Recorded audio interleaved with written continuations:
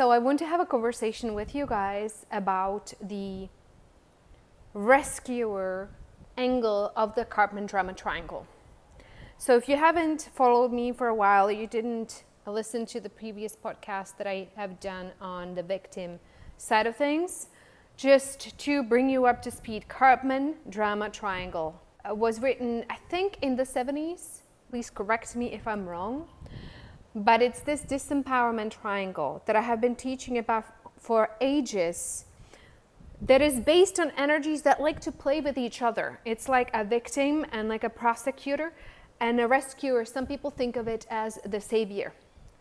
And they are so, they just get it under our skin. Like, you don't notice how you're doing it. And I was teaching it for the longest time, and I didn't even realize how deeply I was playing the rescuer in my life and how it was affecting me. Okay, so I want to just have a conversation with you guys. It's going to be very informal, but I want to share my stories and share my kind of experience with this and what needs to happen in our industry to shift to true empowerment from saving people. So there's a lot of people, a lot of coaches, a lot of mentors that complain about having too many victimized clients that always want something, that are complaining when things don't go well, and that we feel over responsible and we lose sleep because our clients are not getting results or whatever you have, right? And there is a fine line between wanting your program to be effective and really honing in your methodology and honing in and improving how you teach and showing up in the most empowered state that you can, and going in a place where you are taking responsibility for their results. Because when you do that, and has been said to me so many times, I clearly remember 2.5 years ago when it was said to me, if you try to save somebody, if you try to help somebody, helping, there's really different ways of helping, you're actually lowering their frequency. You're not letting them arise to, letting them find their empowered state where they're making decisions for themselves. So I've kind of been talking about both sides of it, how that happens. And the chances are, if you have been on the other side of it, if you showed up to previous coaching programs in the context of, this person is going to activate me, being in the energy of the presence is going to give me the energy to do A, B, C, X, Y, Z. Or, whatever they tell me to do, I'm going to follow. I'm just going to roll up my sleeves and do all the work. And if I follow all the work, I'm going to get the results, right? If you have been, and I have been, okay, no judgment. If we have been showing up to programs like this, then the chances are that we're also playing, to an extent, a savior in our own practice. Coaching, healing, mentoring, whatever it is. Healing less so because we're aware that people are really healing themselves. We're just, facilitating, or we're holding space or whatever. We're teaching them tools and methods and techniques. So, not always, I suppose. Not always. But where it goes wrong, to share my personal experience, I launched a program at the end of 2020, a group program. And early 2021, late 2019, early 2020 is when I launched it. So this is, it's going to be almost 3 years ago. I launched a program and I wasn't aware of some of the dynamics. And the program grew really quickly. It went from, 0 to the top was 130 clients in the coaching incubator. It was like a business coaching incubator. And I wasn't aware of the dynamics. And I was showing up in other people's programs in a little bit of disempowered state sometimes. And I would just take anything they tell me. Okay, they know the way. They have been there. They have done that. They know what they're doing. So I'm just going to take everything they're saying and run with it, right? And, it's fine when we do that. But then we cannot be resentful when it doesn't work out, because we're not all the same. We're not the same people. We need to judge for ourselves what's best for us and what's not. So it was all really interesting that I took this energy on, that I was going to do, this program was going to do something for the clients, rather than then coming, learning, discerning for themselves what's right for them, what's not, and then running it by their own internal decision-making system and apply what they will and not apply what they won't. Now, there are clients that are still till the today with me.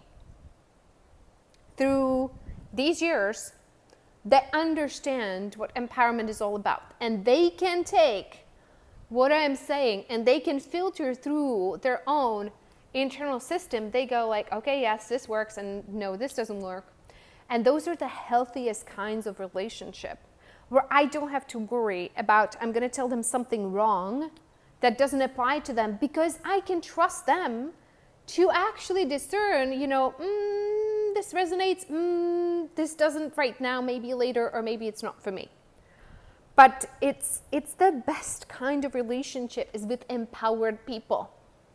It's the best kind of relationships with a person who knows how to check everything by their internal authority, by their inner authority, and run it by themselves to know, is this for me, and it's not. And I'm so hugely appreciative of those relationships, because I never have to worry whether I'm saying something wrong or that this is something is going to, not land the right way. And I realize from those relationships that are more empowered that it is really important for us to be aware of this.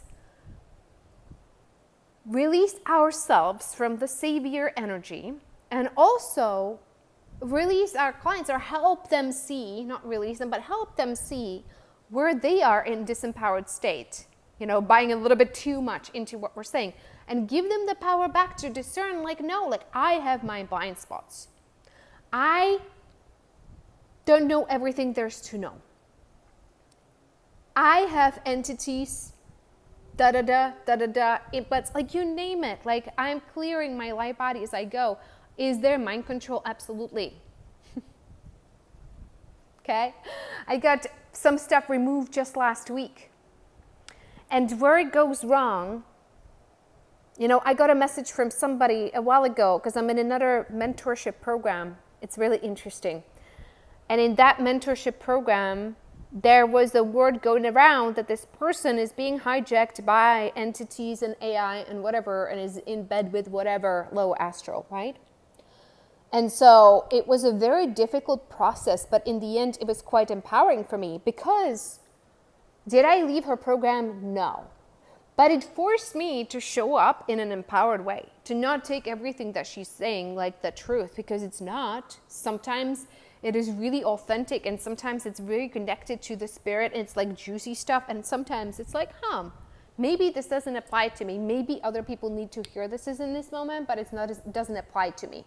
Okay? And so it was actually a really beneficial experience. So you're going to see more and more of this canceling going on of the coaches, because they got hijacked by something or whatever, their consciousness is fallen and whatnot. And we just have to accept that this is a reality where nothing is pure. There's things in our light body we don't know about yet. And getting into a canceling, oh my God, oh my gosh, I feel so bad because I was in this person's program and they're hijacked and whatever. We're past that. We can show up and watch somebody and start becoming empowered about how we consume the information. Okay? And it's not just with this. It's when you go on YouTube, when you show up, when you watch this, right? When you're watching this video, you can go this works for me and this doesn't. And run it by your internal authority, right? Really discern for yourself. Now, I want to get into the savior stuff, because that is so interesting to me.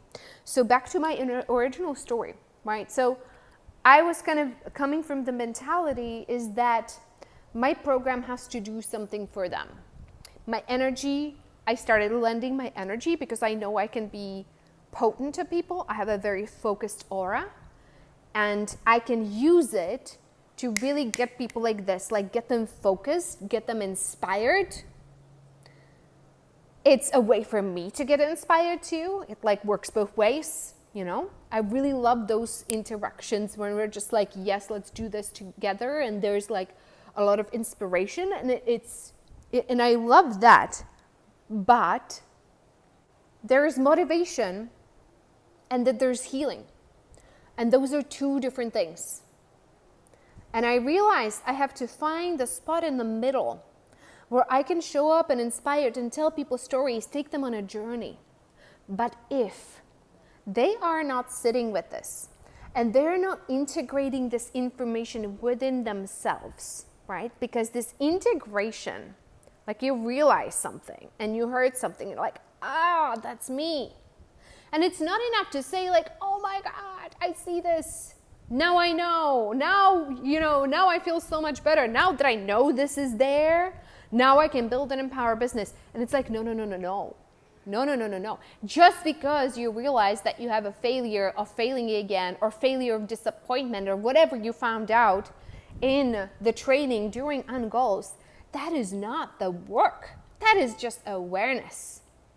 And if we just go with the awareness, and then we feel like, oh, box checked, I'm aware of this, but we don't actually spend time within ourselves and start tracking this information in meditation or with a coach or with a healer to help us integrate those disowned parts of us, to heal them, to have this kind of come together for us internally, to where I'm not empowered because I think I'm empowered or because I know what's disempowered about me, but it's actually coming online for me, and it's coming together, and it's clicking, and it's like, oh, okay. And then you start, and then you can integrate actually like, okay, well, if I'm not this, who do I want to be? And we get to actually create ourselves, right? But then there's also a piece in the coaching industry that is so focused on creation, but there's not focused on pulling out the pieces that are the opposite. So you kind of have to have those two.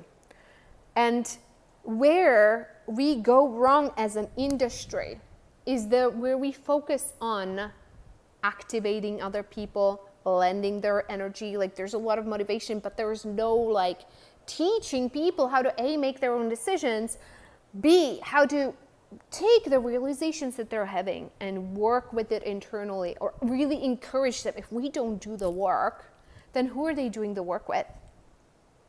Are they doing it by themselves? Are they working with a healer? Are they working in some other modality? But is there a process of actually, untangling these things and noticing them within ourselves? Okay. So this is where we really have to be accountable. And where I ran into trouble, oh my gosh, I was such a baby, honestly. It's hilarious looking back at what happened. So I would literally lose sleep every time somebody was having a hard time, like a client was having a hard time. I took it personal. It's something that my program is not doing for them, which is silly, I know, right? In retrospect, like that's silly. Like it's part of healing that we're going to be confronted by something, right? And then it was really interesting because I was taking responsibility for their financial results as a coach, but also for their transformation, because that was important to me. That wasn't necessarily important always to them, but it was important to me, and their happiness.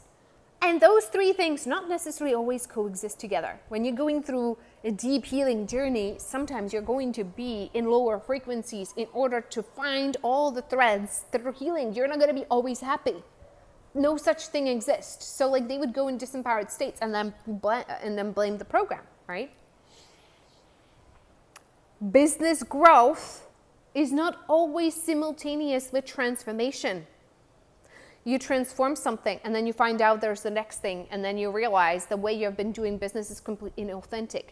So there is peaks and there is valleys, and there's times of like business explosion, and there's times to really, for your business is quiet, and maybe you just have a handful of clients that are staying with you until you get those pieces integrated and you're like, okay, I'm ready for the next, expansion, whatever it is.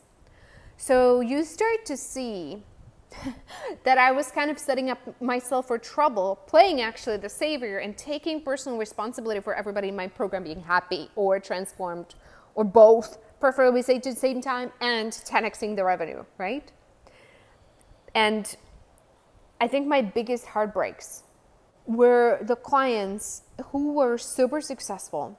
Like they would go from like 50K to 500K or 80K to 400K. And I'm not saying this to like play the numbers or whatever, because it actually wasn't, like, the transformation to me is more important than the numbers. It really is. But then they would be emotionally in the same exact place than when they started.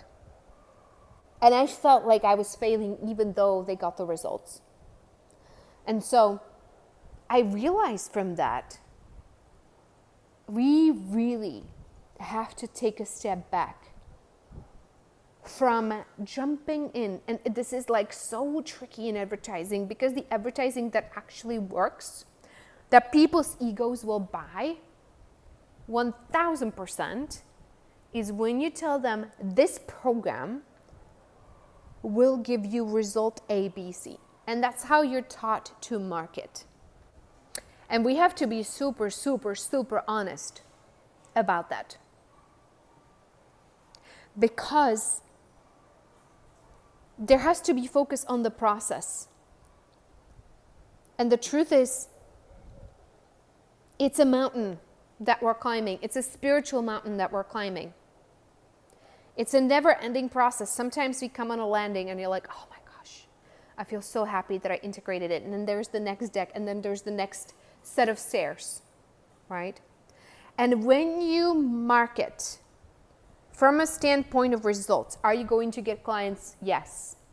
Yes. If you're good at it and you're playing into their pain points and you're communicating the results, you're absolutely going to get clients. And by the way, I'm not saying it for you to not do that, okay? But when we do that, this is the intended result for the program. You kind of have to communicate the results, because you need to have it in you want to kind of create it as an intention together.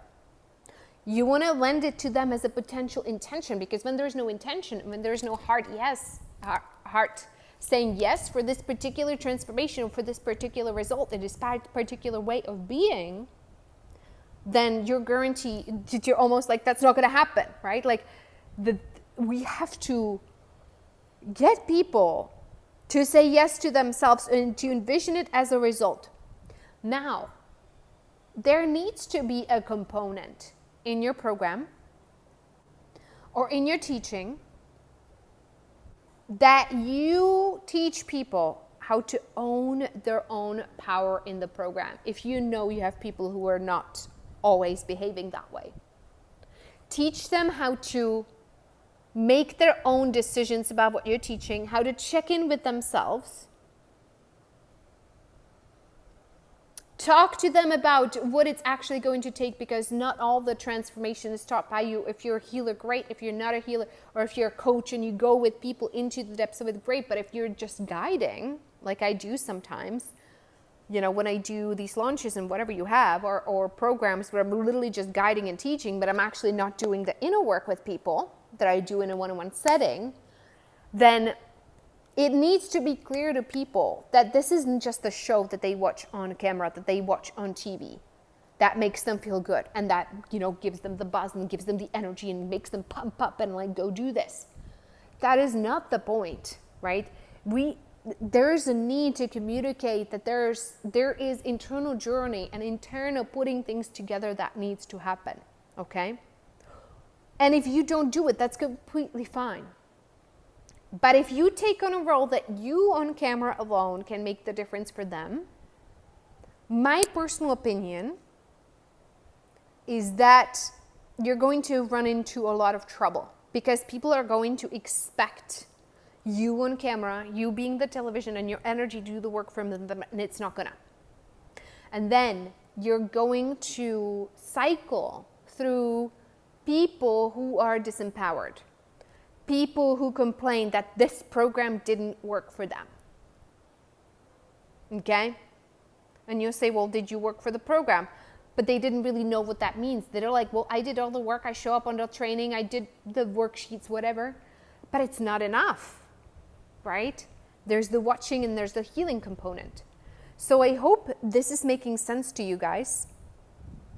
I'm like so excited to dive into, I'm recording some videos and updating the serve method, which is really interesting. And this is going to be a component of it. So thank you so much for watching this. I hope this gives you some ideas on how to structure your teachings and your programs. And maybe there's, if you had some traumas with clients complaining, maybe there's something to heal for you and something to step beyond. And yes, it's really scary to say, I'm not here to save you, and actually mean it, not just like an advertising thing to repel the people for, when it's like a Hail Mary pass or whatever, but actually like hold accountability for this, right? Like, yes, I will inspire you. Yes, I'll pour my energy into you when it's appropriate and when the energy is there and not when it's not there.